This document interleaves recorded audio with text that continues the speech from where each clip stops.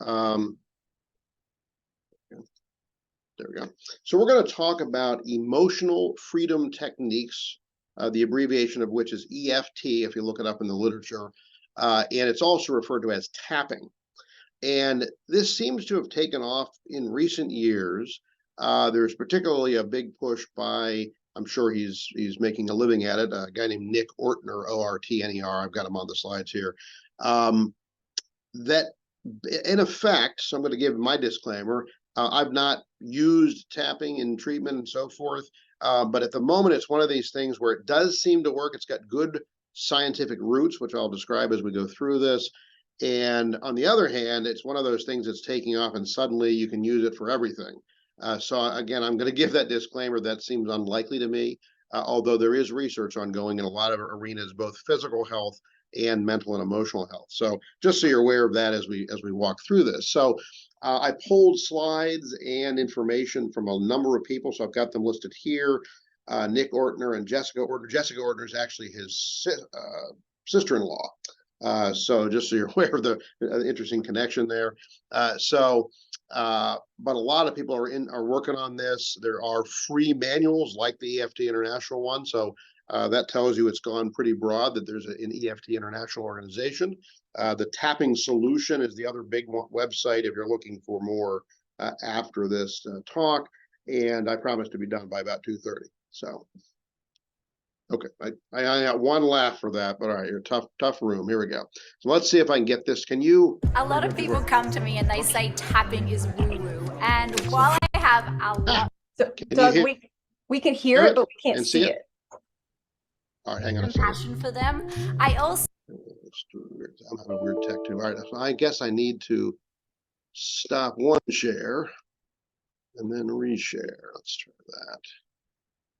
I don't know how that works. I'm going to back up the video too before we do that. Next time I can teach you how to embed the video directly into the slides so that you don't have to switch your shares. That would be even better. Okay, I appreciate that. But hang on, now I got to go back. Here we go. So share screen and share video. And let me just make sure that I'm still sharing sound. Okay, yep. All right, here we go. Now can you see the video? Yep. A lot of people come to me and they say tapping is woo-woo. And while I have a lot of compassion for them, I also have some firepower to send back to them. So let's talk about what tapping really is. Tapping is a blend of modern psychology, Chinese medicine, and neuroplasticity. So from the Chinese medicine standpoint, there are these meridians, these energy lines that bring prana or life force into the body. The understanding is that it flushes energy to clear out struggle and trauma and emotional pain. Recently, they did a test to prove that these meridian lines exist. They actually injected a blue dye into the meridian points, and what they saw was that the meridian lines all lit up along those points. There are also these neural clusters from the nervous system that link into the veins and the blood, and they are all clustered around the meridian points. So then when you tap or you put an acupuncture needle on those points, you're also stimulating the nerve endings in those clusters as well. So when trauma happens, not only are you clearing it out of the energetic body, you're actually clearing it out of the stored trauma in the nervous system.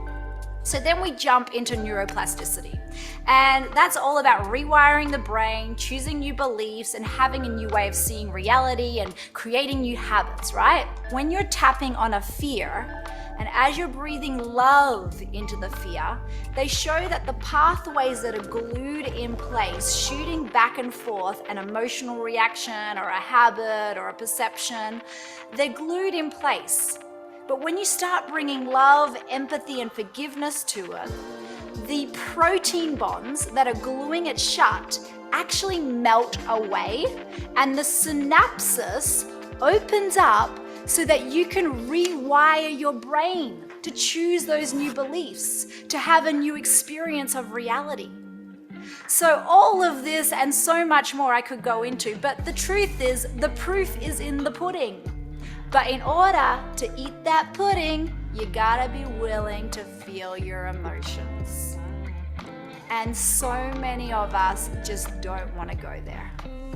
We would prefer to defend, to deflect, to make an excuse, and to numb. And so what I would always say is, if you are ready to get past all the numbing and actually feel for a moment what is going on inside of you and tap, you'll clear it out really quickly. If you are the kind of person that is ready to dive in and feel really deeply and let it move through your system, then come and join me in my Mind Valley Masterclass. Let's step. Now we'll get away from the ad. All right. So anyway, I think that gives you a pretty quick overview. She was not inaccurate in what her comments about the science are. So there really is some science to this, and I've looked at some of that in more detail. I don't know that it's as simplistic as she described it, but the concept is sound. That it seems to be, again, based on more Eastern philosophies. Now we can see it under the electron microscope, that things are changing, just like talk therapy, psychotherapy. Now they can show under the electron microscope that, in fact, synapses change. The brain physically changes in response to psychotherapy. And I think people, so that whole idea, that used to be thought of, as she put it, as woo-woo also, right?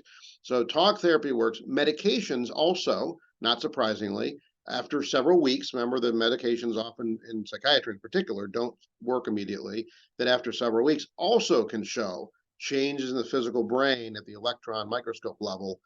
So just to be clear about that, so that is not different than whatever the other stuff that we're talking about, just to make that connection. So, okay, so let's see, I should be able to go forward here. Okay, so as she mentioned, and I'll just go into a little more detail here, this goes back over 5,000 years. This is a long-term concept, although now science is showing some proof to it, that goes all the way back to the Shaolin and Taoist monasteries, where they really worked with energies and meridians, and they actually mapped the body that far back in time. If you think about that, that predates really most of what we know physically about the body.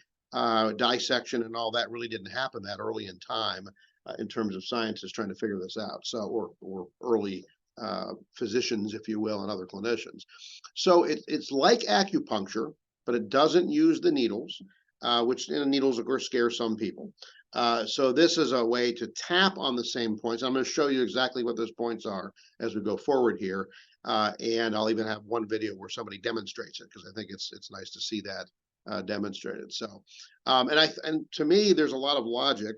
I have known people that were extreme scientists, didn't believe in any of this kind of thing, but when they ended up with like a pain syndrome, I have a family member where this happened, and he ended up, it was my father, just to be clear, he didn't believe in any of this stuff really, and then he got some pain issues. He went to an acupuncture person, and he started singing their praises to everybody he talked to. So, I mean, I was like, wow. I mean, even I was like surprised. So, and tremendous changes. So it's not surprising that then the idea of tapping, which is a version of acupressure, if you will, would make a difference here for some people. Maybe not for the huge range of things that I'll show you at the end, because I haven't seen the science on all of them, but certainly in this emotional arena, this trauma arena as well, it is showing a lot of success. So way back when, as we move really closer to the present, Dr. Callahan had called it thought field therapy, as some sort of name. Is much more complicated. It was a big concept, a lot of much ado, if you will, to even accomplish it. Along came this guy Gary Craig. He simplified the process, and then basically it ended up trademarked, if you will, under this emotional freedom technique name. And that falls into this category. So if you want to look it up more, body-centered therapies will broaden your horizons on these things. But EFT falls at this point into that category. And it really is about stimulating the central nervous system, releasing the positive chemicals that we have in our nervous system. And then, of course, as she described it, and I think that's somewhat theoretical, but unblocking some pathways so that you can change your pathways. And there is some evidence of that under the electron microscope even. So just in an example, and those of you who aren't familiar with the concept of the mind-body connection concretely, one of the ones that has shown this strongly is the adverse childhood experience study. done at Kaiser Permanente in California, I think maybe in 1970-ish. And that, of course, we've all learned a lot. We've even had talks here in this integrated care echo. What we understand is, and this is the piece, I'll just say this, especially since we have some students here. So it's not shocking that trauma of your past leads to emotional and psychiatric issues. That's pretty straightforward. The shocking part of the study was that it also showed increases in physical health problems later in life. And nobody expected that. That really is why the ACE score, people can do a whole study, that's a whole other lecture, but the ACE score and understanding how much trauma you've had, or from our perspective as clinicians, your patient has had, or if you prefer consumer, client, whatever you prefer, I always say patient, the net result is that you can help them more by understanding that they've had trauma, and then you can help them through that in ways, because otherwise they're going to end up with more heart disease and other kind of diseases, and they'll have an earlier death. And it won't just be, in quotes, just that they had psychiatric and emotional issues. They also die earlier from physical issues. So that, to me, that's a great example of the mind-body connection. And again, we have a lot of students here today, so I'll mention that a little bit longer than I might have, just because I think it's important to understand that connection, which was not being taught when I was in medical school, by the way. That is really, although the study was done a while ago, it really didn't come to light much until about 15 years ago. Anyway, so just so you're aware, so we actually brought Dr. Felitti, who was the main author of that study, to town in Akron probably a decade ago, and have him talk about what the findings were from a primary care physician point of view. He also didn't expect the outcomes that he found in the study. So here's a simple version of our negative emotions, right? So we have a distressing event, which eventually, of course, leads us to have recurrent distressing memories. And those are seen to disrupt our energy systems. We're going to talk more, again, Eastern philosophy, but I think there's studies now showing that we need to bring this into our Western philosophy thinking as well. It disrupts our energy system. And of course, you continue then to have this negative emotion. And the concept, of course, is we'd like to change this piece in the middle of this pathway so we don't always have to have a negative emotion around these distressing memories, because we all have them. We've all had events that we didn't like, comments made to us, outcomes that didn't go well, or worse things like trauma. And that's very common in our population. So clinicians as well as patients. So this concept of the electric body, as opposed to the physical body, even though obviously it's part of the physical body, is to block and change that middle path that I showed you. And you'll see here some examples of this, right? So you get the whole idea of shuffling your feet in the carpet, you touch the door, you got a zap, right? There's clearly energy, right? We're talking, this is not shocking, so pardon the pun, to learn that, right? And I still remember like the Tesla, the Van de Graaff generator, when I was, I think, in probably high school, where you put your hands on, your hair stands up, right? There's clearly a lot going on there with energy, and who knows how that might affect our meridians when you do that little thing in 8th or 9th grade. And then, of course, we know there's electrical impulses in the heart as well as in the brain. So we know this stuff all exists. We can measure some, we have for a long time, but we tend to treat this chemical side and not so much the electric side. The only example I think we have that I know of where we actually go electrical is probably ECT, where we actually do something where we're introducing electricity, we're causing a seizure, a very controlled seizure, and we know that that makes a big difference, especially in very severe depression states. And now we have RTMS, which is magnetic, but therefore the magnet affects the electricity, and that has a similar effect in the brain, and there's more studies on that now. So think of EFT as a meridian energy therapy, right? So you're working on these, and I'm going to show you these meridians and stuff in a few minutes here, and you're doing it by tapping on the various points that you can tap on to release this energy.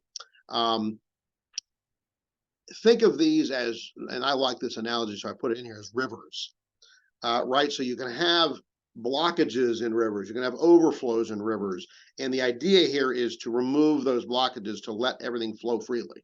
That's the simplest version of way to think about this. And again, there's some science behind this at this point that helps. You heard her mention in the video, you've got to face your negative emotions, which a lot of us do a good job of suppressing or sometimes unconsciously repressing. But the idea here is that when you're tapping, you're thinking about the negative emotion.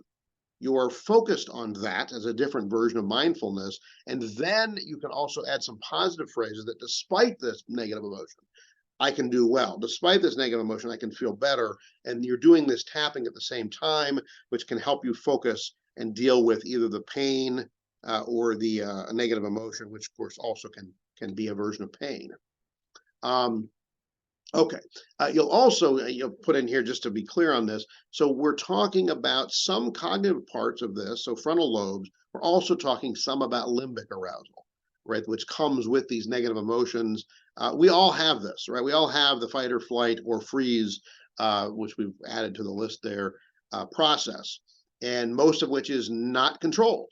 Right now, we do train people to control. We train police, we train veterans.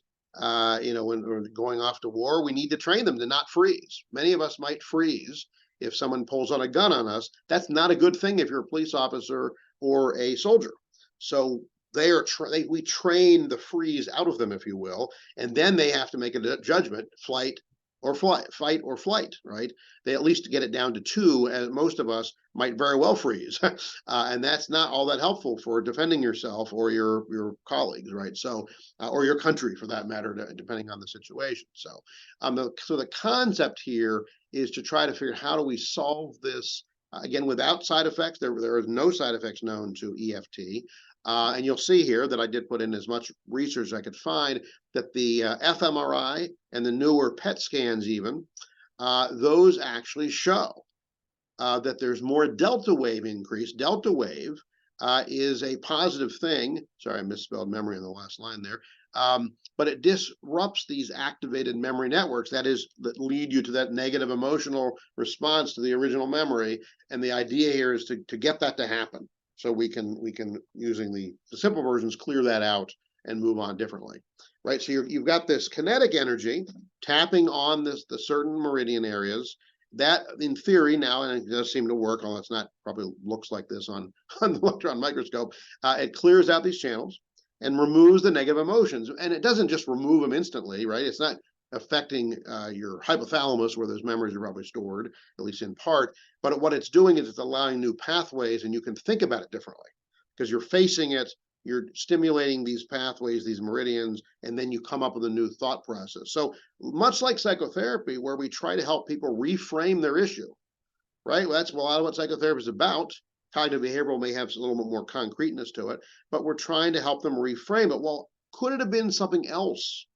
Right, you've got a concrete perception, and it's leading to this negative emotion, negative outcome. Let's help you. How about, have you thought about it this way or that way or the other way? That is similar to what we're doing here, opening up new pathways so that we can help people think differently and not necessarily always having the negative emotional reactions that we repeat and ruminate over and so forth. We all have that happen. There's no doubt that happens. So the amygdala, the way they look at this from EFT, it's kind of like a smoke detector. And I like that concept. Here comes trouble, right? Something's threatening our safety. This goes way back in time, whether you believe in theological evolution, where God started it, or simple Darwinian evolution. Somewhere along the line, we have survived because we have this smoke alarm. We know how to avoid danger, and we do it quite well. Of course, we're at the top of the food chain, partly as a result of that, partly our frontal lobes allow us to outthink other animals and so forth. But we are still animals, and that's where this gets connected. So you're trying to deactivate the alarm and send this calming response, those delta waves, and then ultimately your amygdala says, oh, I don't need to react to that anymore. So you've got this negative event, your process that leads to a negative emotion. Wait a minute, I don't need to keep being negative. I'm not being traumatized now. I was traumatized when I was 4 or 10 or as an adult even, and I don't need to respond to that now in the same way that I did then. I give my example. We had an alert come out. It turned out to not be a real one, but an alert about a possible convicted pedophile coming somewhere near my neighborhood, and the neighbors are all talking about it. By then, all of our children were way too old for that. But one neighbor was very upset. I said, if it is a pedophile, they're not interested in you. The person was like 35. I mean, that really reframed it for her. She was like, oh. I said, yeah, you're not in any danger. You don't have any kid. In her case, she didn't have any kids. That's the idea. How do we change the mindset around what is the actual danger that exists? Okay, so the other word that I've seen on the literature I wanted to show it to you is psychological reversal, or PR. That's what they often look at this. Some of the theorists around EFT are using that concept. And the idea is that for some of our individuals that appear to be, quote, treatment refractory, that even the whole alternative medicine, along with our modern medicine, allopathic or osteopathic, they didn't put that on here on the list, but that's obviously the other part. That would be like a doctor of osteopathy. That the concept here is that this fear or trauma gets us into trauma-informed care may block all of our current methods. We're not that great at treating trauma all the time, right? We can try, but if the person is resistant or they have this PR going on, then it's a problem. And so you've got this energy flow going the wrong direction. Not only is it blocked, it might actually be going the wrong direction. And so and they use this concept of batteries being put in backwards, right? That doesn't work well in most items that we have. So there are very few things that work if the battery is in the wrong direction. So that's the concept here. And this working with meridians actually works, whereas the other types of treatments do not. Okay, so, and we all see this, right? We understand self-sabotaging behavior. We haven't conceptualized it, I don't think, as PR in the past. That's not been my concept, and maybe some of you have had that.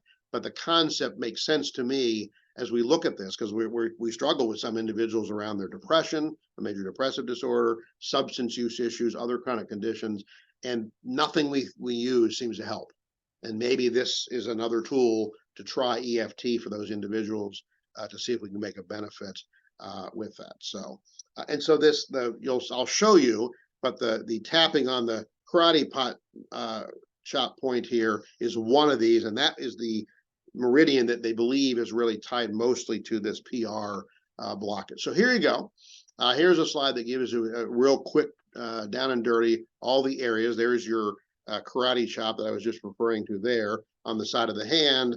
And the concept here again is that each of these points has a certain meridian connected to it. You'll notice that a lot of them are on the face and head, right? So that's huge. So that's the biggest areas. There is one here at the collarbone. There's another spot here on the chest. There's the karate chop, and there's one underneath your arm, which I'll show you a video of. And again, you go through a routine where you do all of these while you're thinking about the negative emotions of whatever the issue is, or physical pain. That's another one that gets used a lot. And then you are having more of a mantra of that, despite that, I'm going to be okay, or despite that, I feel all right. And you go through this routine. Usually a couple of rounds is considered one cycle, and then you can obviously repeat that more if needed. So let me show you an example of that. So I'm going to do my magic here and click it, and then I got to get out of it again, right? So you can see it. So give me a second here. Welcome to the tapping. All right, not yet. All right, let's see here. So let me share that one. All right, different person, not quite as nice of an accent, but still, we'll be good here. Oh, let me make sure that my sound is still shared. Okay, so this is Jessica Ortner, as I mentioned, related by family to Nick Ortner. TappingSolution.com. This is Jessica Ortner, and welcome to our How to Tap area. Here we'll provide all the information to help you get started right away to use this incredible stress relief technique that will really benefit your mind and your body.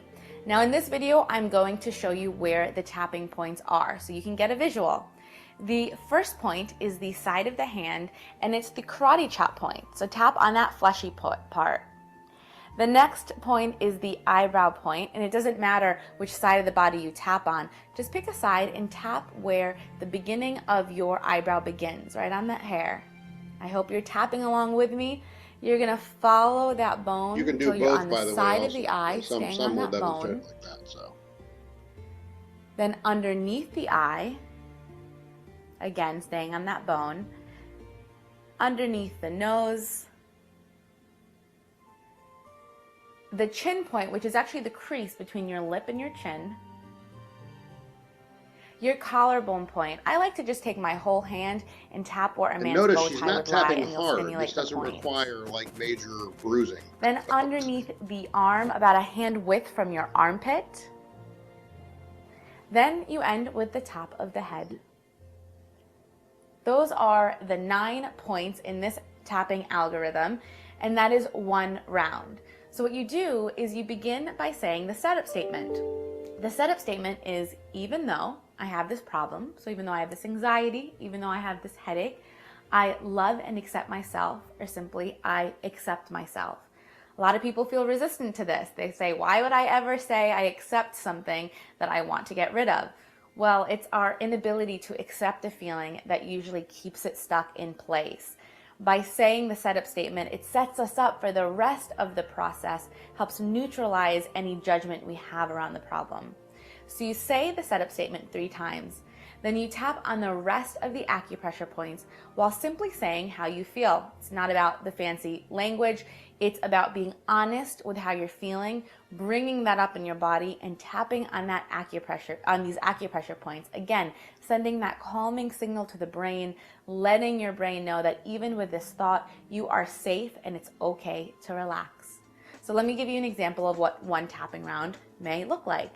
If you are stressed around, say, a deadline, you would tap and say, even though I feel so stressed around this deadline, I love and accept myself. Even though I feel stressed around this deadline, I accept myself. Even though I feel stress around this deadline, I love and accept myself. Whatever variation of the setup statement you'd like to use is perfect. Then we're going to tap on the rest of the points just while we vent. So it would go something like this. The stress around this deadline, side of the eye, I have too much to do. Under the eye, it's too much for one person. Under the nose, all this pressure that I feel. Chin, this pressure I feel to do it perfectly. Collarbone, this pressure around this deadline. Under the arm, all this pressure around this deadline. Top of the head, all of this pressure. It's as simple as trusting your intuition and really just giving a voice to the tape you're already playing in your head. You might already be having that panicked conversation. Now have that conversation with yourself while stimulating the points to really see a difference.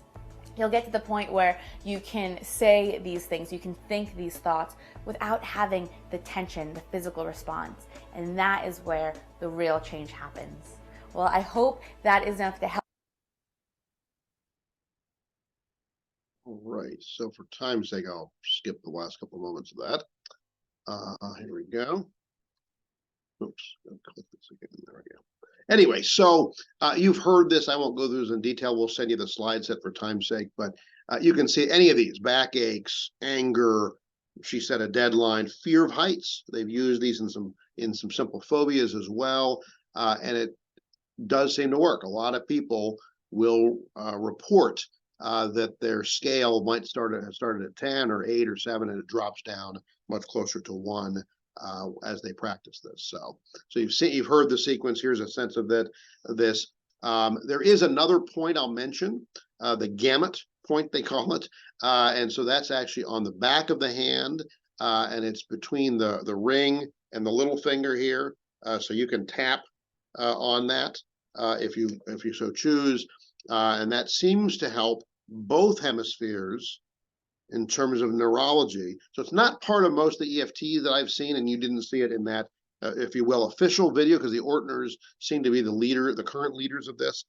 So she doesn't tap on that, but that seems to be another point that in neurology at least seems to have been proven to have some connection that both hemispheres get engaged in that, and that logically, in my mind, sounds like one I would add to the round if you're going to be doing this anyway. So again, same idea here. You're setting up this phrase. What is the issue you want to work on? And then you move forward. Now you could do it again, right? If it doesn't work as much as you can go through the sequence again.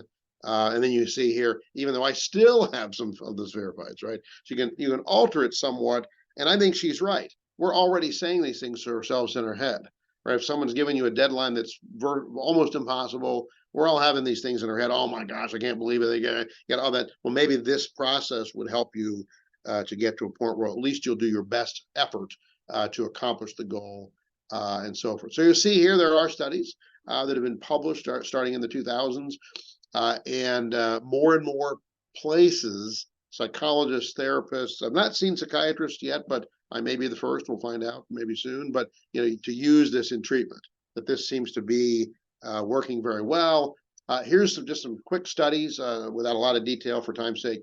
But so depression seems to be something that this does in fact help with, and the study was a longer longitudinal one, so it showed that some of the symptoms improvement were long-term.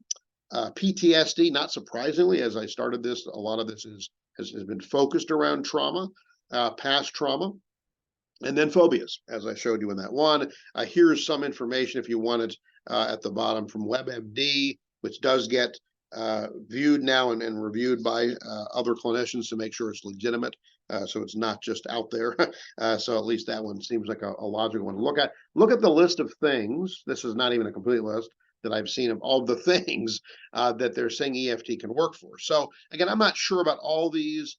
Most of these look okay to me. I just saw one. I get emails constantly from Nick Ortner now in the last several months, but one of them was about improving your finances. And I'm like, okay, that seems a little bit of a reach. Maybe it helps you calm down and think rationally. I don't know, but more of these look logical to me, and more of these seem to match what I've just described to you as things that people do deal with on a regular basis with these narratives in our head that are the so-called stinking thinking concept, and how does this help to address that in some fashion. No doubt that nobody has shown in any of the studies any side effects. So that's the good news. Again, don't tap too hard. I guess you could bruise yourself or something. But other than that, you can do it. You can use it in your office. You can don't do it in your car. Obviously, you got to keep your hands on the wheel. But most places you could use this, and it's once you practice it, it's pretty quick, and it might help. You might actually find some benefit with this in a way. And of course, if you're doing this alongside your patient, if you're both tapping, it probably is a bonding, right? Because they're not thinking, oh, this is really weird. Why am I doing this? Right? We're both doing it. So there's a different connection there, and I think there's a lot of power in when we actually are allowed to have time to spend time with our patients, as opposed to the fast-paced world we're in. There's a value in that. There's a lot of connection that we make with our patients. So, and then this one just came out, so I just wanted to show this. Literally came out in the last week. So this is a new thing. There is an app, not surprising. So there's a tapping app, and there's probably more than one, but there's a tapping app. These are 2 minutes long. They're very, very quick. And so something to think about if you're looking for this. You're like, well, I might want to try it. I'm not sure I want to. I'm not promoting it or not. I'm just saying this is out there now. You're going to hear more about it. It's definitely taking off as a grassroots thing, and maybe stronger than that. So you've got a whole range of things here that I just pulled off one of the emails I got very recently. So that's my usual contact information, and I will stop for questions.